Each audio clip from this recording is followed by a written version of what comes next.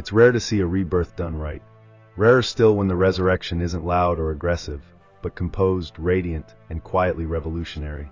Lotus Mirage is that rarest of moments, a spiritual successor to decades of performance engineering, wrapped not in the muscle of combustion, but the poetry of movement itself.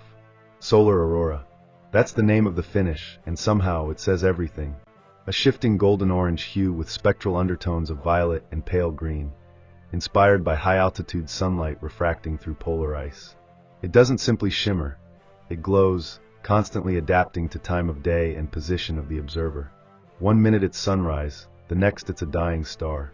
But Mirage isn't about tricks of the light, it's about redefining what a Lotus can be in an era when speed is measured in silence and sustainability, not noise and fuel. Approach the Mirage, and it's like walking toward a beam of compressed sunlight. Its form is unmistakably Lotus, low, coiled, and ready to pounce, but the old anger is gone. This isn't a car that wants to devour the track. This is a machine designed to outthink the air. At the front, there's no grille, just a sharp, seamless contour that guides wind like a blade. 2 elongated crystal slits serve as headlights, each packed with fiber-optic microarrays that adjust beam focus based on velocity, humidity, and even ambient mood. A central aero channel opens at high speeds, pulling in air and creating a low-pressure tunnel beneath the front axle, keeping the Mirage glued, not by weight, but by invisible forces. Along the side, the Mirage is pure intention. A rising belt line, concave door panels, and a floating roof edge form a dynamic silhouette that feels in constant motion. The doors, butterfly style of course, open with zero sound and no visible hinges. They aren't attached. They're suspended, magnetically. The wheels are 23-inch vortex carbon turbines, with internal fins that spin in the opposite direction at high speeds, not just for cooling but for balance. They actually generate energy during high-speed cornering.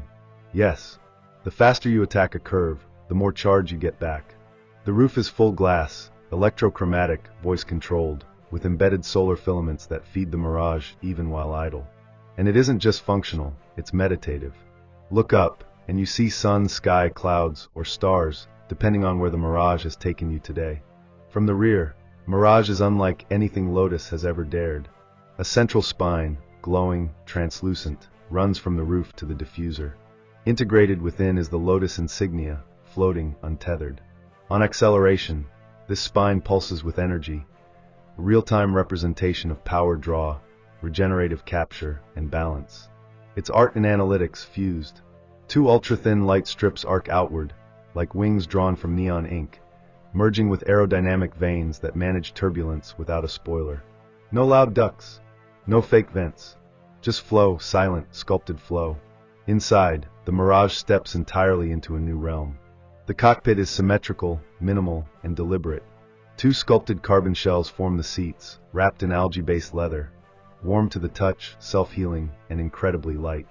There's no instrument cluster in the traditional sense, just a central halo interface, projected onto the windshield like an augmented horizon. And it isn't overloaded with information.